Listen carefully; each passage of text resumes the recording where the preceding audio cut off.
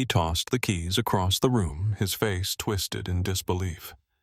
The man he had just humiliated now stood in front of him, a victorious smirk on his lips, while his own boss glared with barely contained fury. The dealership floor was dead silent, all eyes locked on what was happening. And then, with a slow, deliberate voice, the boss spoke the words that would shatter everything he thought he knew about power, success, and consequences. But what happened next? Oh, that's the part no one saw coming.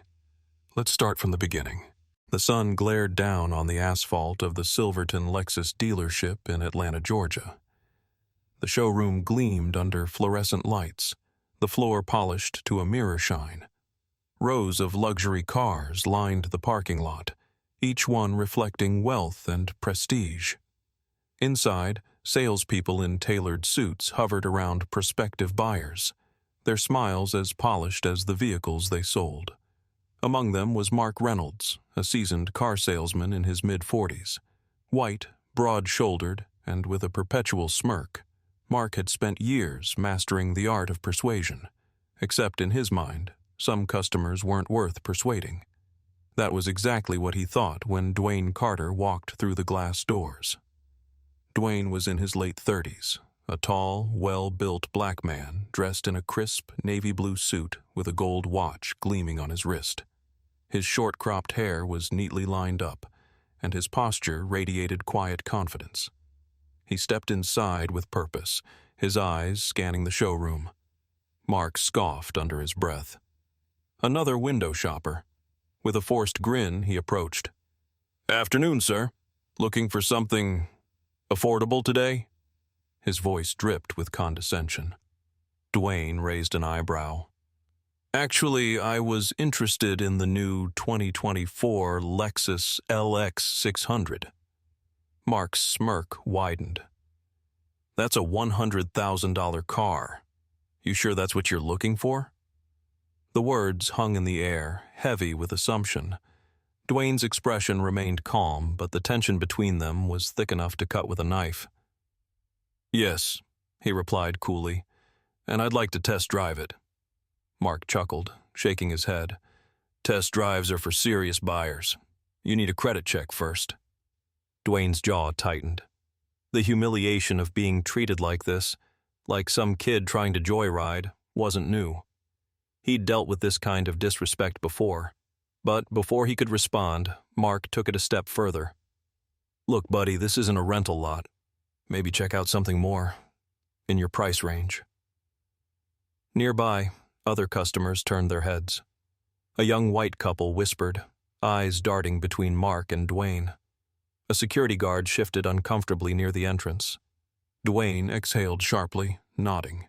He'd heard enough.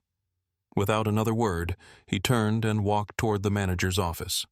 Mark, chuckling, turned to another salesman and muttered, "Some people just don't know their place." He had no idea how wrong he was. Inside the manager's office, David Wallace, the dealership's owner, was in the middle of a phone call when Dwayne knocked on the glass. David, a stout man in his 50s with graying hair, waved him in. "Give me 1 second, Dwayne." Mark, standing outside the office, frowned. First name basis? Through the glass, Mark watched as David's entire demeanor shifted. He leaned forward, listening intently, his eyes narrowing. Then, suddenly, he stood up and shook Dwayne's hand with both of his own, like he was greeting an old friend. Mark couldn't hear what was being said, but the longer he watched, the more uneasy he became. A few minutes later, David stepped out of the office and motioned Mark over. "Mark, can I have a word?" Mark's smug expression faltered.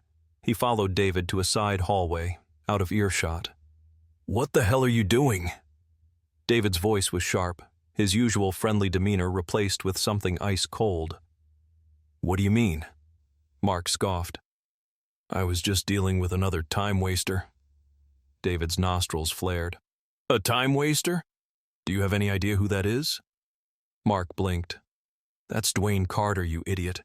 He owns Carter Enterprises, one of the biggest logistics companies in the South, and he's a personal friend of mine." Mark paled. David didn't stop. He came in today because he was ready to buy 3 LX600s for his executives. That's a $300,000 deal, Mark. But instead of treating him with respect, you insulted him. Mark swallowed hard. I didn't know. David cut him off with a glare. No, you didn't, because you judged him the moment he walked through that door. Mark's heart pounded. His usual arrogance crumbled. Look, I can fix this.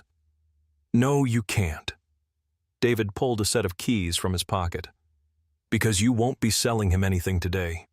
You're done here. Mark's stomach dropped. What? David smirked coldly. You're fired, Mark. Now hand over your keys and get off my lot. The silence was deafening. Every salesperson in the showroom had stopped talking. Even the customers had paused their browsing. Mark stood frozen, his mouth opening and closing like a fish out of water. You can't be serious, he finally sputtered. David crossed his arms.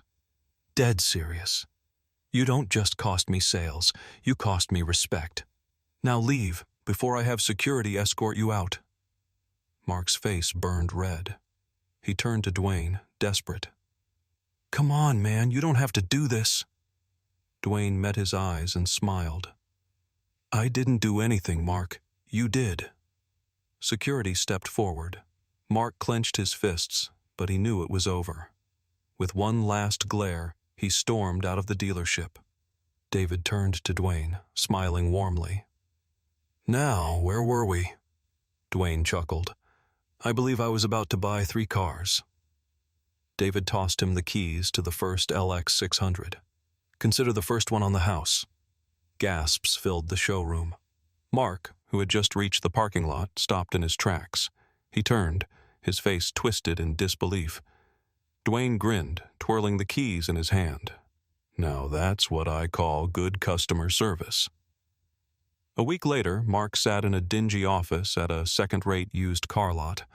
The boss, a gruff man in a stained polo shirt, slapped a clipboard into his hands. Go wash the cars, Reynolds. Make sure they shine.